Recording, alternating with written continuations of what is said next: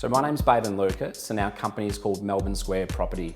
An MSQP, as we call it, was established back at 2019 simply to look after the investors and the clients that purchased in Melbourne Square that are looking to lease their properties out after settlement or eventually on-sell them if they decide to do that. So Melbourne Square Property has been set up to ensure that the investment process is a simple one. If you're an investor and becoming a landlord, the most daunting aspect of buying a property is thinking about who is going to be living in there. So Melbourne Square Property has been set up not just to find the right tenant for the property, ensuring that the property is being looked after, to ensure it's receiving market or record rents like we're often doing for our landlords already, and just to have a hassle-free investment experience. That's exactly why Melbourne Square Property was established.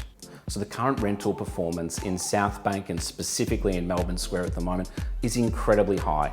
The demand for 1 and 2 bedroom apartments specifically is at an all-time high, and all the way through COVID we've seen some really good interest. In the last 12 months we've seen incredible uplifts in price. But what's an interesting trend we're starting to see at the moment is the demand for large 2 bedrooms and even 3 bedrooms for families that are migrating to the area. Of course, there's a childcare centre just downstairs and the Woolworths as well. That really appeals to families looking to set up base in the city.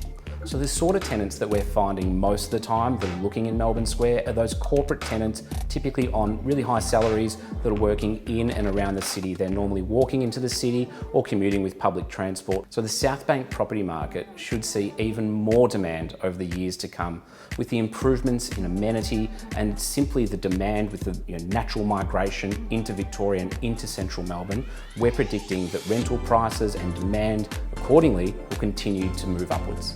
So my personal favourite thing about Melbourne Square is the sense of community that has really been established here.